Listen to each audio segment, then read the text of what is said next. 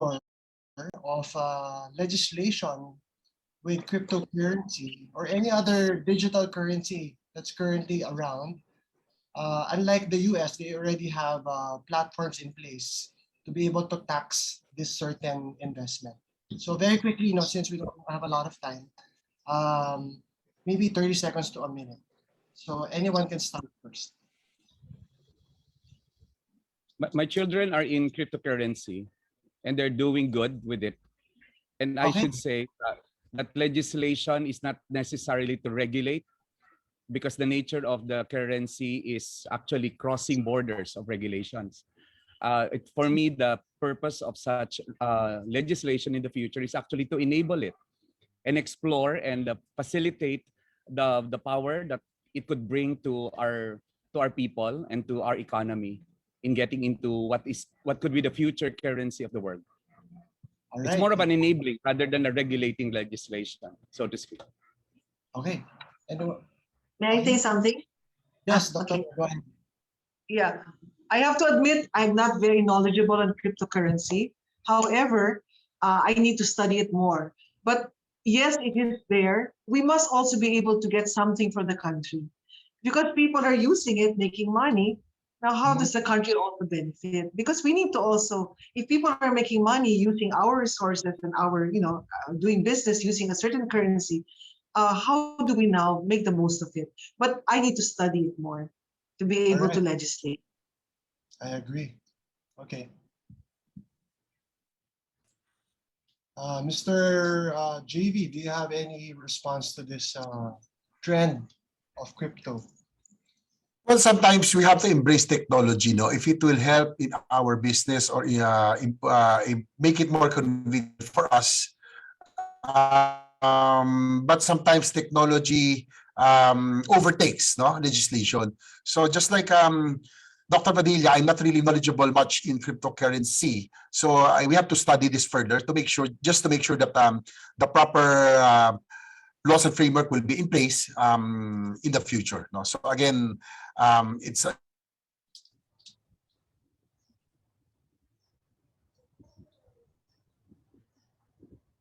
I think we have a technical problem.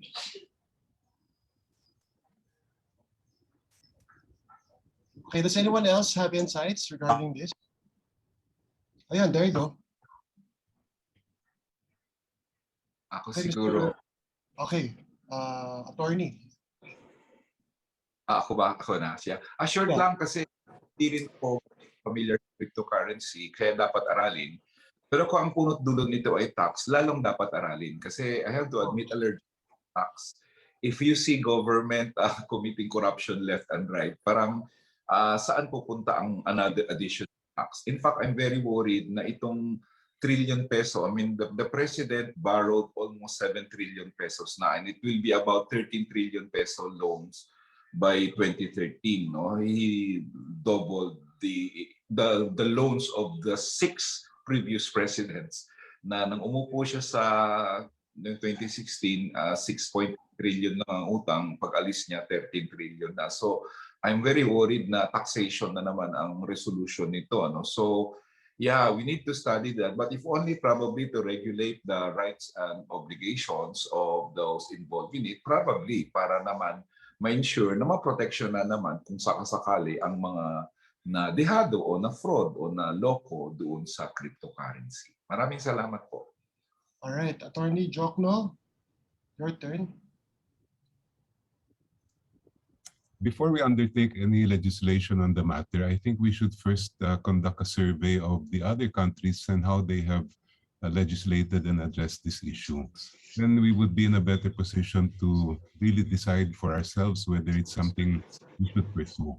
Although I wouldn't really put it among the high priorities. I think what we need in terms of legislation as far as the online is concerned is legislation similar to what they have in countries like Australia that prohibit foreign influence through cyber activities, especially in our political activities and elections. Tingin ko yun ang talagang kailangan natin, because we've seen that phenomenon even in past elections, how other countries have tried to influence our democracy and our electoral process.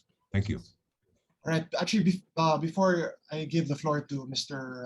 Attorney Lacson, the reason why I raised this question because the Philippines actually ranks one of the nations with the highest volume of trade in the world when it comes to cryptocurrency.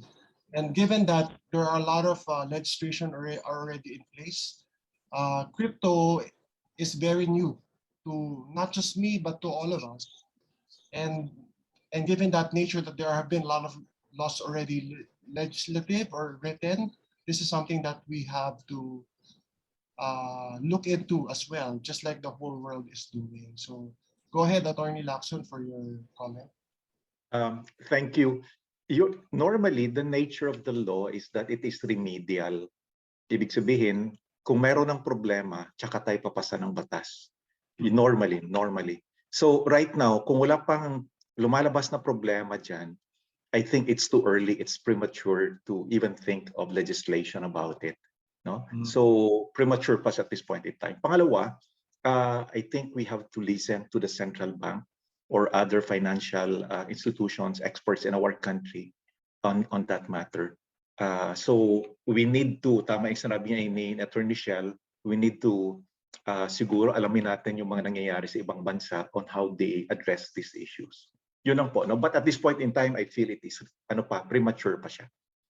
Wala pang problema na lumalabas. Thank you. All right, thank you so much for your answers. Give the floor back to Senator